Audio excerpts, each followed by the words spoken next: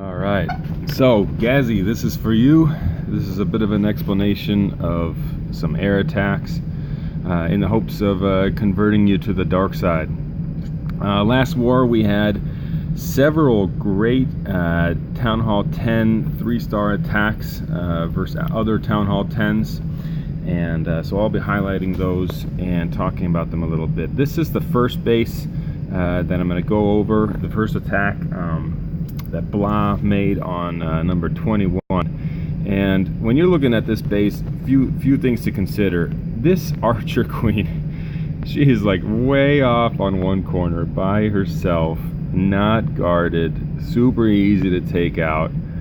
And whenever you see that kind of situation, it's just asking for you to take out the queen and then deal with the rest of the base with air. You don't have to worry about a large kill squad. You don't have to worry about how many adds you're going to get with your kill squad. And so Blah goes into this with just that attitude.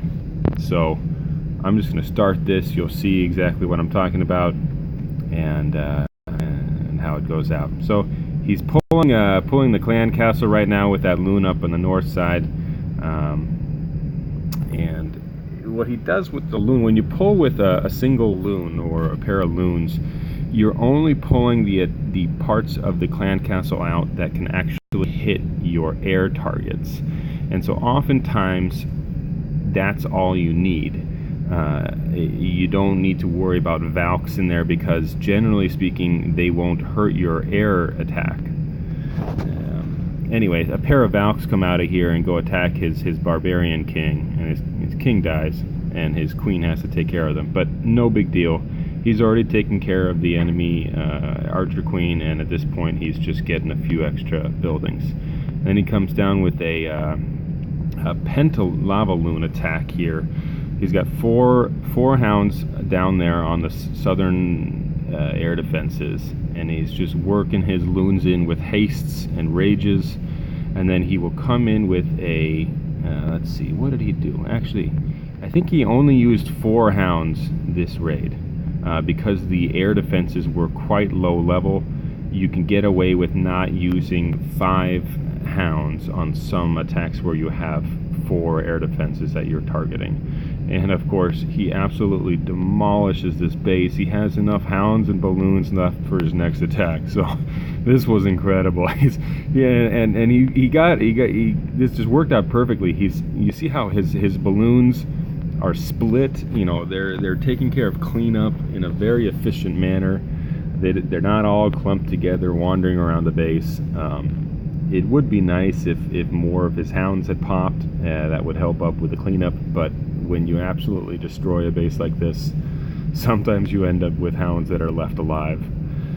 So this was a well done attack. Blah, look, you know, good looking out for that weakness with having the Archer Queen out on the exterior of the base.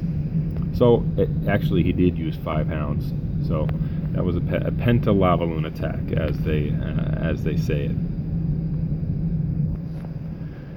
So the next attack that we're gonna go into, yeah, you'll get loads of practice here, guys.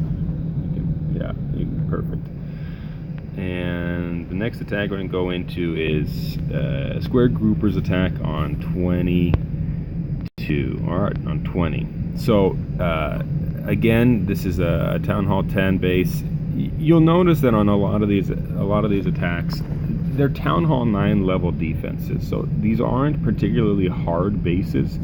And for those of you Town Hall 10s that are high in war weight and you're attacking very well upgraded opponents, it will be trickier.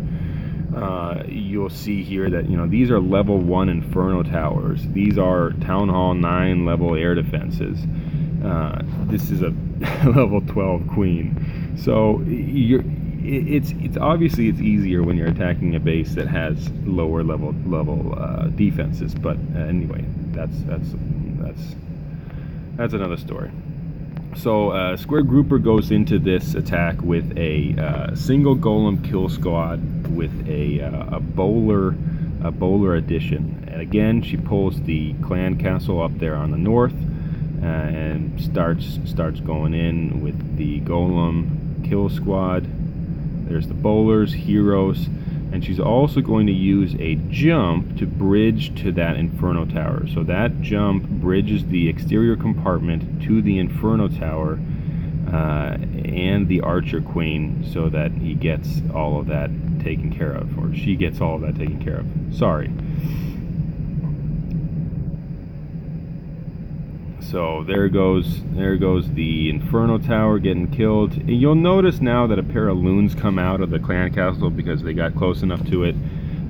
It did not hurt the attack at all. In fact, the queen just took care of it all. And you see how much of this base the kill squad has taken care of. I just want to highlight this. With a single golem and bowler kill squad, you can get a lot of base killed, and so that just means that your air attack has so much less to worry about,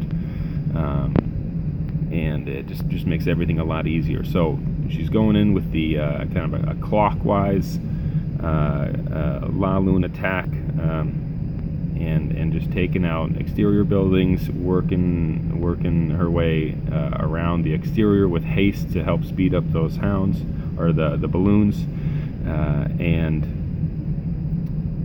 this is all going pretty well. You can see that her final hound is at that last air defense. The final hound has tons of life left, and those balloons are just slowly working their way over. The hound will eventually pop, but her balloons are over there in that area, and it'll be game over. The amazing part is that her queen has survived this attack without using her ability all the way until right now, and then boom, there's the last defense that the queen took out, and so much of the cleanup is already done. This raid is complete. So well done, Square Grouper, using a bit of a different attack than blah. This was a golem bowler LALOON attack, and when you use a golem bowler LALOON attack, you'll find out that you have much less space for the balloons, because you're taking up 30 spots for bowlers, or 35, because there's a single giant there in the clan castle too. So you have a lot less to work with, so you have to kind of budget where you put your balloons in order to get the most use out of them without clumping them all up and then leaving exterior buildings and having the balloons wander off while your hounds go their own way and die. So that's one thing to keep in mind. Of course, that golem bowler kill squad gets a ton of base killed, and really helps with you reducing the amount of work that your air attack has to do. So this final attack here, so with this base here, one thing that we notice is that Archer Queen is sitting right next to an air defense. And so a fairly insignificant kill squad can get both the Archer Queen, that air defense, and the clan castle all taken care of at once. So I chose not to take bowlers with me because of the relative ease at which I could get all three of those targets taken care of. And so I just took a golem, a single golem, a jump, and my heroes and a handful of wizards. I did employ a baby dragon in order to distract that 12 o'clock archer tower and to pull the clan castle. They ended up going to my golem, but that was fine. The poison's down, the jump gets put down, the heroes are going in. And this goes pretty well. So the king immediately locks onto the queen. He uses his ability. Queen is down. Air defense is down. We'll start on the spread of the golems. Some balloons behind them, and start to work our way through this base. So you can see that I'm peppering in balloons in sort of a bit of a conservative manner, just at the air defenses that target, or just at the defenses that target air attacks. So those cannons on the side, you'll notice I didn't really specifically send balloons straight to them from the beginning. But anyway, it all worked out. This was a bit of a sloppy raid. I believe I missed my Archer Queen ability and almost didn't get that final Inferno Tower down. This is one thing that could bug the shit out of me, is balloons clumped around a surviving king.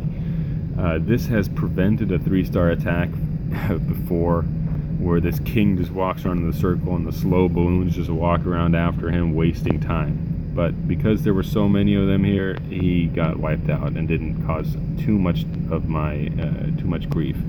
I saved a bunch of cleanup troops, archers, a few wizards, a minion, for the end of this raid, because the way that the buildings are so spread out, that I knew that it was going to be very difficult for just the cleanup to take place if it was only balloons, a few pups, and whatever hounds.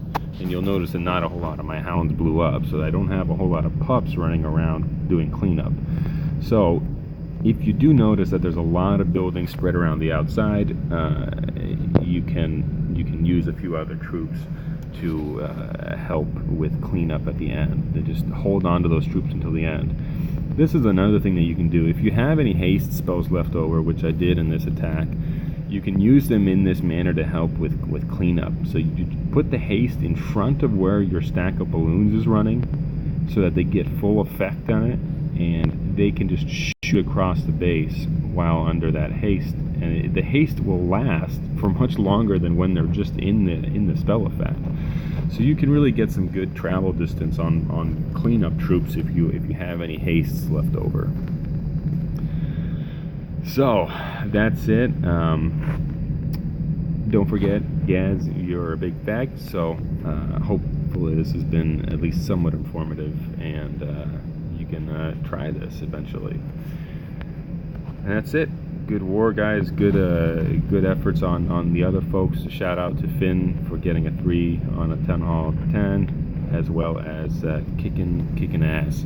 So we're starting to get some 3-star attacks. Pags pulling out a triple on number 15 as well. Very good. And then I believe we also had a handful of 3s up top, or maybe not. It was a different war. But anyway, good job, guys. We really cleaned up this clan.